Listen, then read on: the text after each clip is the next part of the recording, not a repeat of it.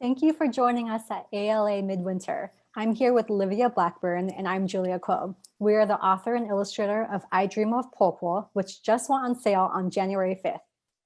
So Livia, I wanted to start our conversation by asking you, what inspired you to write I Dream of POPO? It's kind of based on my life story. So I was born in Taiwan, and as I was growing up, my POPO, my maternal grandmother, was one of my main caretakers. But when I was 5, I moved from Taiwan to the U.S. So, by necessity, our relationship changed. We kept in touch now through long distance phone calls and trips back and forth. And I also lost some of my Chinese, which made it, harder to communicate. We still loved each other, but things were different. And my grandmother passed away when I was a teenager, and since then, I will have dreams about her every few years, and the dreams will all be, they'll be different. They'll be in different settings. We'll be doing different things, but in all of them, I'll be having really long conversations with her in English, and that was kind of the spark for the story, with the idea of this girl moving from Taiwan and imagining her Chinese speaking POPO speaking to her in English. So that's my part of the story, and I'm curious, how your part comes in. So can you tell me what went through your head when Connie first approached you with your manuscript, and what made you decide to take it on? Yeah, of course. So I just have to say, opening that first introductory email from editors, that's probably my favorite part of the whole book process. So I Dream of POPO was probably the first manuscript I read where I felt like I could really have a sense of ownership. Since I mostly illustrate other people's stories, this is not really something that I can take for granted. Many of the wonderful projects I worked on have been about other Asians or Asian Americans or totally different cultures. And I see those as learning experiences, and they often require a good amount of research. But I've never had the chance to tell a Taiwanese story until now. So this is not my exact story, but it does come really close. I lived in Taiwan for a year when I was young, so I have a lot of memories of growing up in Taipei with grandparents. And my parents currently live in Taiwan, so I have to fly internationally to see them. So I knew that this would be a really special, but also rare opportunity to draw these firsthand experiences. But also on top of everything, I simply love the story that you wrote. I always gravitate towards stories. Yeah, no, like I love stories that are a little sad and a little bittersweet, and I Dream of POPO is definitely that. So there was never really any doubt about whether or not I take it on.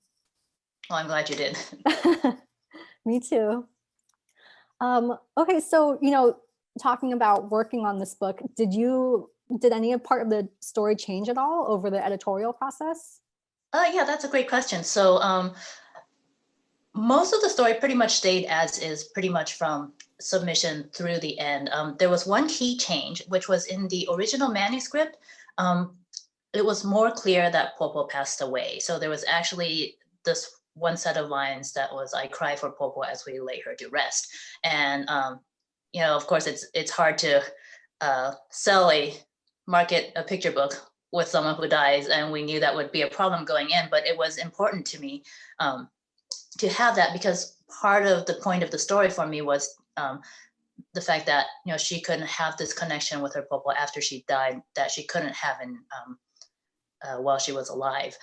So we kept that in on submission, and it was Connie, our editor, who had the great idea to just cut those lines and just make it slightly more ambiguous. And so now it's I really like how it is now, because the adults, they kind of see that extra level that grandmother has passed on.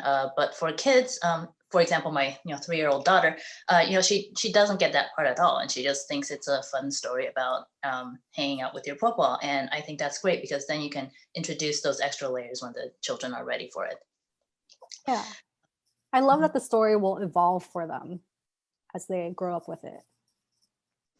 Yeah. So Julia, I know you go back to Taiwan regularly. How have those trips influenced the way you drew the book? Yeah, so I mean, I think what ended up happening is that I drew on a lot of my own memories and experiences for everything from color palette to specific objects and scenes. So for example, the dining table in the story is how my grandma's dining table looks every night, even probably now. It includes some of the dishes that we always buy from the night market downstairs, like owajen, which are Taiwanese oyster pancakes. I also thought about what it feels like to return to a place year after year, or even every couple years.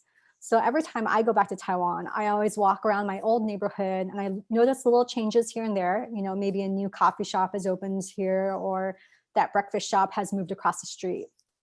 So I wanted to incorporate this feeling into the airport scenes where the little girl leaves and returns. It looks like the same landscape, but if you look carefully, you'll see that some new buildings have actually appeared since she's been gone. So speaking of your daughter, what does your daughter think of the book so far? Have you read it to her? Yeah, I've been reading it to her since we got the first proof pages, and it's been a lot of fun. And I keep on trying to draw reactions from her. So I'm like, "What do you think of the book?" And at one point, she says, "It's a pretty good book that with words in English and Chinese." I was like, "Okay, that's a good evaluation." Right, And then she correct. says, "Why is it not boring like your other books?" Like the most backhanded compliment. Yeah, I know, right? My other books were all novels, so I guess they were too boring for her. And also, I asked at one point she saw your picture and she was like, "Is this the person who drew the pictures?" I was like, "Yeah, yeah, she's the illustrator." And she goes, "I think she did a good job drawing the pictures." So good Oh, job. I'm so happy to receive Mhm. that that stamp of approval from her. I'm looking forward to meeting her in person someday. Right, It thumbs sounds up really from the funny. 4-year-old audience. Um, so, what do you hope readers will take away from the story? Yeah, so I mean, this story is wrapped up in a Taiwanese setting with Taiwanese characters, but it's really about the connections we keep with loved ones who are far away. And far away doesn't have to mean across an ocean. It can mean living across a country. It can mean a city a few hours away, or just somewhere out of reach. And I think that's something that we all experience these days. So I hope that I Dream of Popo will bring readers to think about what it means to stay connected, even when you're not physically together, whether you meet them over FaceTime or if they live on in your dreams. Hope that's not a spoiler. So, Livia, I mean, what about you? Do you feel like it's similar, or what do you think that readers will take away? Yeah, definitely. Everything you said about remembering our loved ones. Definitely. Also, I'm kind of hoping that this will get people to think about immigration in a different way, to put a face on it. We live in times where there's so much rhetoric around immigration and terms like chain migration and assimilation.